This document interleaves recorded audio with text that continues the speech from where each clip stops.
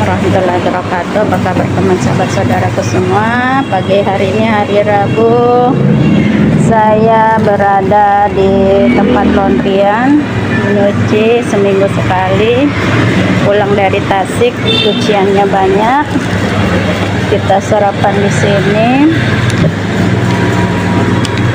Kondisinya lagi sepi ya guys. Apa kabar teman sahabat saudaraku semua? Selalu sehat jasmani dan rohaninya, dipanjangkan umurnya, dimudahkan segala urusannya, dipermudahkan rezekinya, memiliki anak yang soleh dan soleh, beriman dan takwa kepada Allah Subhanahu wa Ta'ala. Hari ini kita mau sarapan pagi dulu, dan nasi uduk, gorengannya. Beli kerupuk makaroni, minumnya es. Buat teman sahabat saudaraku yang mempunyai masalah lambung, jangan mengikuti seperti saya makannya ya. Saya alhamdulillah ini semua karena kekuasaan Allah semua ya. Makan sambal, masih berani makan sambal, makan minum es. Jadi buat teman sahabat saudaraku, mudah-mudahan kita dalam lindungan Allah SWT, dimanapun kita berada, apapun kegiatan kita selalu bersikir kepada Allah SWT dan berselawat Nabi kepada Nabi Muhammad SAW. Tak lupa selalulah baca Al-Quran setiap hari 1 juz, dan kalau tidak bisa diganti dengan membaca surah Al-Fatihah 25 kali dan baca surah Al-Ikhlas 1 kali, sama saja membaca Al-Quran sepertiga dari Al-Quran. Apabila membaca surat Al-Ikhlas 3 kali, sama saja menghatam Al-Quran 30 juz. Jadi saran saya buat teman sahabat saudaraku, jangan patokan itu, kalau bisa baca Al-Quranmu setiap hari ya. Dan buat teman sahabat saudaraku, selalulah menggunakan hartamu, keluarkanlah sejahtera hartamu. Apa yang kita lakukan ini semua buat kita, diri kita sendiri, kembali kepada Allah Subhanahu wa Ta'ala, bekal kita untuk kembali ke kampung halaman yang kekal dan abadi. Buat teman sahabat saudaraku, apabila ingin menginfakkan hartanya, saya rekomendasikan di kantor Afniaker. Bagi teman sahabat saudaraku yang tinggal di Tasik, di sana juga ada kantor Afniaker di Pengendingan, Desa Jatihurip, Kecamatan Cisayong, Kabupaten Pengendingan ya, Tasikmalaya. Nanti saya share-kan nomor rekeningnya di video konten saya ini. Dan bagi teman sahabat saudaraku yang tinggal di di Jakarta, nanti saya share-kan juga alamat Jakarta Pusat. Nah, sekalian nanti nomor rekeningnya sama juga, yang di Tasik maupun yang di Jakarta sama. Buat teman sahabat saudaraku yang belum mempunyai sosok mursyid, bisa datang ke Pengendingan Cisayong, Tasikmalaya. Sosok mursyid saya, beliau bernama Syekh Akbar Muhammad Fatur Rahman. Beliau tinggal di Tasikmalaya ya, di Masjid Al-Fatah, Pondok Pesantren Idrisiah.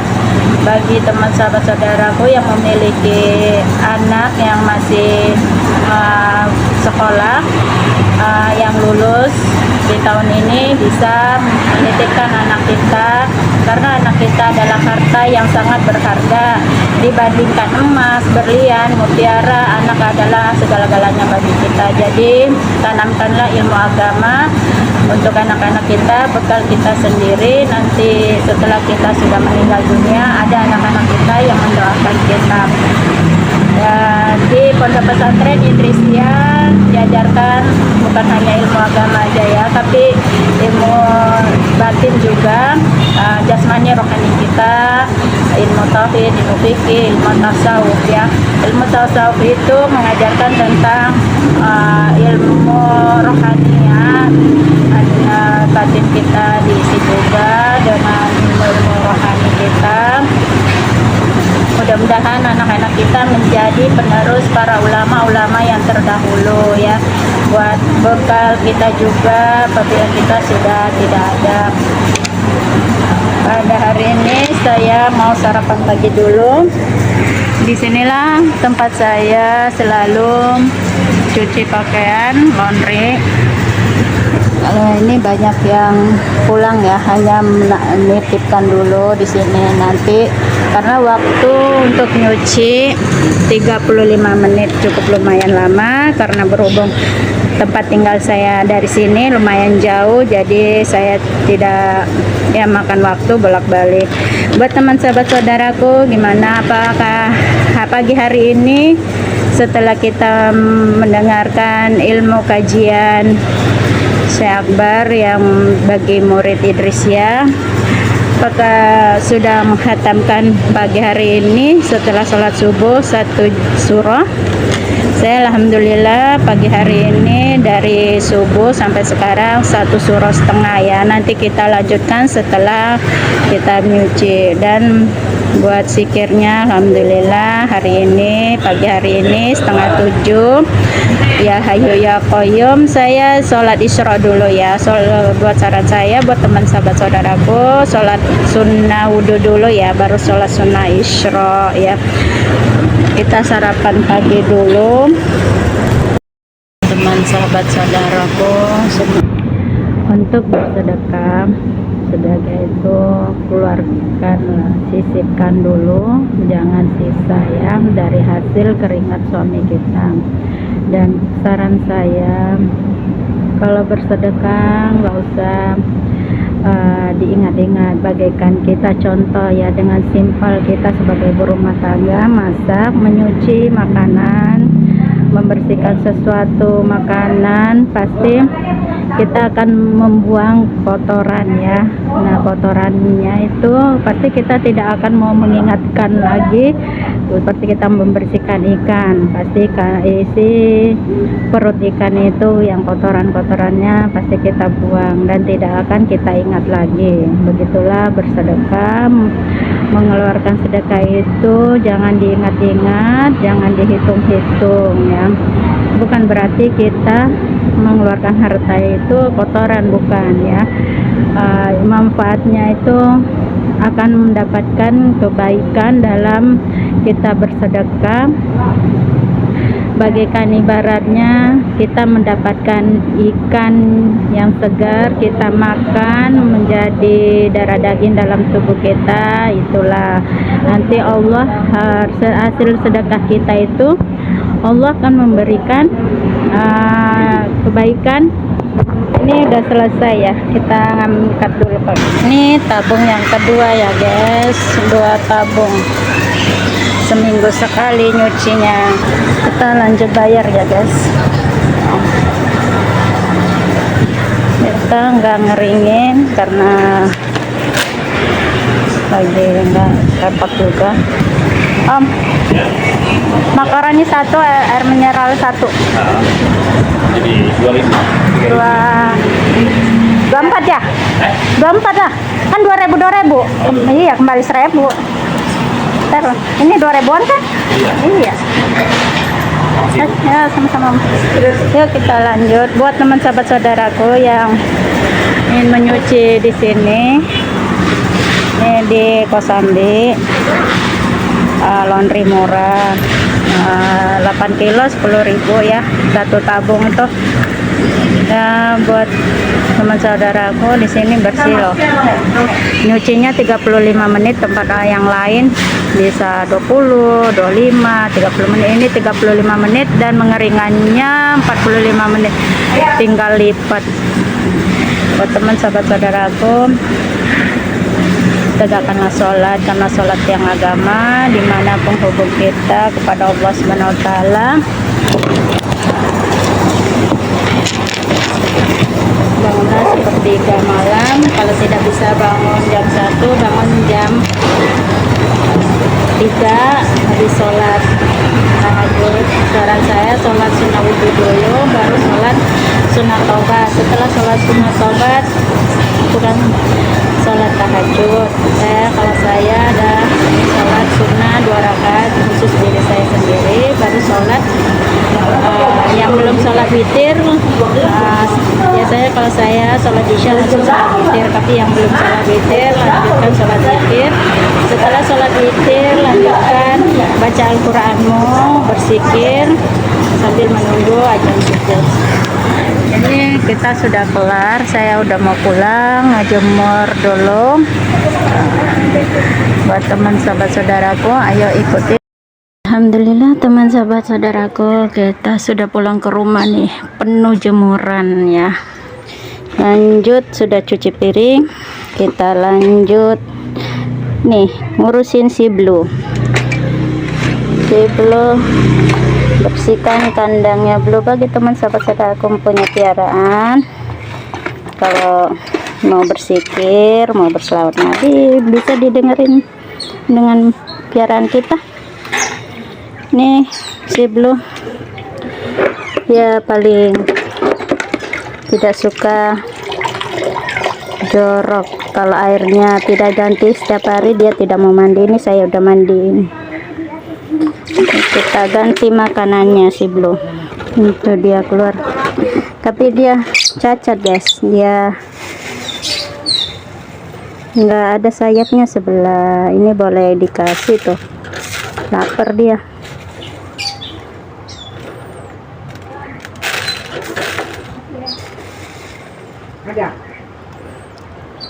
Buat teman sahabat saudaraku, ini pagi hari kira-kira jam 8. Sikirnya udah kelar belum? Alhamdulillah, kita lanjut lagi ya. Kalau sudah kelar, udah hatam sekali, kita lanjut lagi, ulang sampai badaisya, sikir terakhir penutupnya Allah sampai kita tertidur, sampai Allah kembalikan lagi rohani kita ke dalam jasmani kita apabila kita masih ada umur ya. Dan itu kalau rohani masuk ke jasmani kita, itu akan otomatis kita langsung bangun, itu akan Allah. Itulah kekuasaan Allah. Bagi teman sahabat saudaraku, jangan lepas dari zikirmu ya. Dan pesan saya juga, jangan memandang seseorang dengan beda suku, beda ras ya. Jangan, kita semuanya sama, mari kita sama-sama saling menghargai, menghormati, walaupun berbeda agama, berbeda negara, beda suku ya, saling sayang menyayangi, ciptakan kerukunan ya. Dan memang kita sudah ditakdirkan oleh Allah, kita berbeda-beda suku, itulah kenikmatan. Dengan perbedaan suku, perbedaan agama, negara, yang membuat kita, akal pikiran kita akan berpikir secara luas, bisa membedakan yang mana yang baik, mana yang buruk.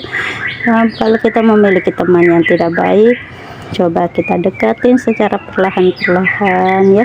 Jangan kita benci, karena manusia itu berbeda-beda karakter, sifat ya.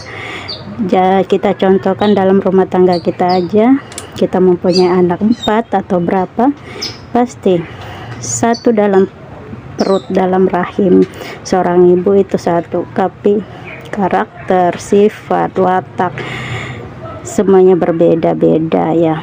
Memang kita satu darah, tapi kita mempunyai perbedaan dalam pendapat, dalam hal apapun. Kesukaan kita berbeda-beda, dari warna, dari makan, apapun itu dalam rumah tangga aja ya, apalagi ini satu dunia ya. Jadi kita harus saling menghargai, menghormati satu sama lain. Dan buat teman sahabat saudaraku,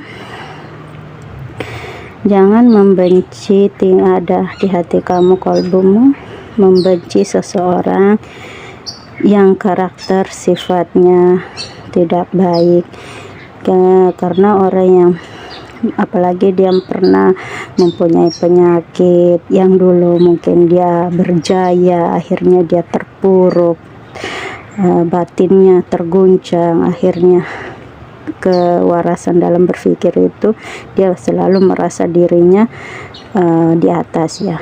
Kita tidak boleh membenci dia. Gimana caranya? Kita mendekati secara perlahan-perlahan, menasihatin.